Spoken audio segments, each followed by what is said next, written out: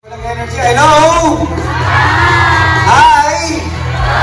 Ano pa pala kayo? Hello? Ayun, mabuhay! Manayaw po! Welcome to Davao Crocodile Park and Zoo, working with nature for a better future. My name is Kuya Boy, and I am your animal. My name is Kuya Boy, and I'm your host for this afternoon. Now, some background information about Davao Crocodile Park and Zoo. Davao Crocodile Park and Zoo is a private rescue center for endangered and wild animals. And we have been preserving these animals since 2005, and we are in coordination with the DNR, DOT, and BAI. Now, as a way of saying thank you for being with us in this prolific afternoon, brought you the show where you will meet our animal ambassadors and to get your free selfies after the show. But before that, I have some friendly reminders for you to follow muna. So una sa mga nakatayo po, upo lang po tayo. And guys, do not attempt to capture your animals while the show is ongoing po. Second, to those who are eating, I'm so sorry, kindly finish it up or finish it later after the show. And lastly, to those who take photos or videos of our animals, bawal po ang camera. Natin ang ating mga cameras. Okay, now the reason why we call them animal ambassadors is because they represent their own kind and the rest of the animal kingdom to give you a message that is protect, to preserve and to conserve, and do not destroy their habitats. That's why please help us with our mission in conserving them. By the way, we are still working with wild animals. As much as we want to train them, we don't want to change their behavior. At mukhang ready na po sila sa likod, folks. Now the question is, are you ready to meet our animal ambassadors? So nakasan yung energy nyo kanina. Nakastop din na boy. Ayan na siya, folks. Once again, folks, that is nakas. Our white-bellied sea eagle with a scientific name of Haliatus locogaster. Loco meaning white and gaster meaning belly. It's why they call them white-bellied sea eagle.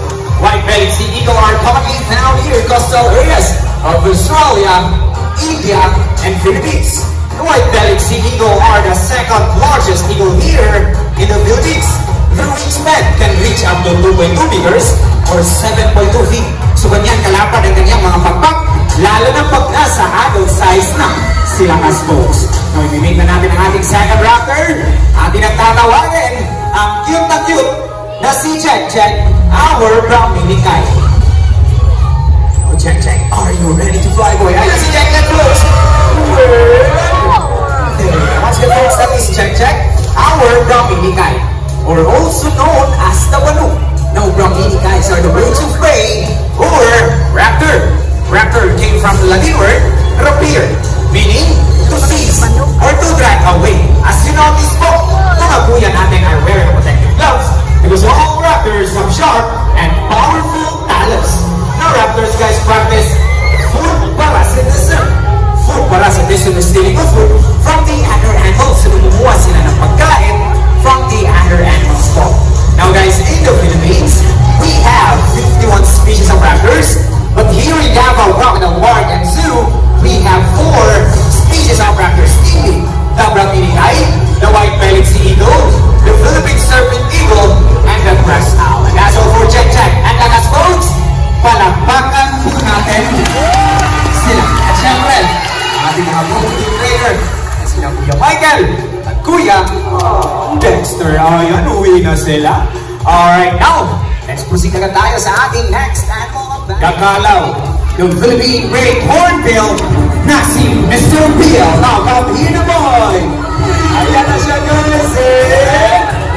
There you go! At syempre, at ang kanyang younger brother na si JJ. Wait lang guys, hintayin na natin si JJ. At ayan na! There you go. Once again, folks, that is Mr. Bill and JJ, our Philippine Great Hornbill with a scientific name of Buceros mindanensis. Minda meaning Mindanao, and ensis meaning belonging to. Therefore, belonging to Mindanao. As you can see, guys, their bills are ang kanilang mga tuka. It comprises 30% of its body. And also, they have long and beautiful eyelashes po. Kung makikita nyo ang kanilang mga pinuka sa malapitan, folks. Legit na legit yan, guys, ha? Hindi sila nagpa-extension. Okay, no ngayong hapon, magpapakitang nila sila gamit ang kanilang mga tuka. But before that, I have a job for you to follow muna. Okay, at the count of 3, you need to shout fly. Alright, let's practice first. 1, 2, 3, and one more. More energy, my folks. Okay, one more. At the count of 3. 1, 2, 3, and ang ating mga bisita, mga Kuya Jim and Kuya Cyril. Ready naman ang ating mga galaw. Now, folks, prepare your cameras. Mabilis lang to. At the count of 3. 1, 2, 3, and fly! What a perfect catch, Mr. Bill and JJ. Now, guys, when you see a hornbill doing that in the wild, you are so very lucky because they're actually in mating season. So, nanliligaw po ang lalaking kalaw na gumagawa niyan. Mas maraming insekto na nag-catch ni lalaking kalaw ay mas mataas ang chance na sasagutin ni ate girl na kalaw. Did you know that they call them monogamous?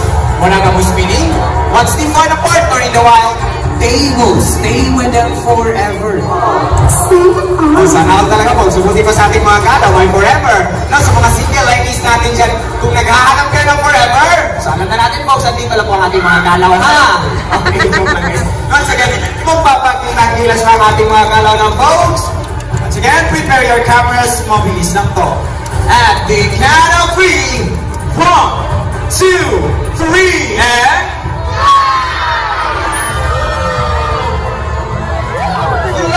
that is our Philippine great hornbill, or also known as the kalaw, the alarm flag of the rainforest, because they make noise every morning, noon, and afternoon. Palakpakan po natin ang ating kalaw. At syempre, ang mga boarding trailers dito sila Kuya G.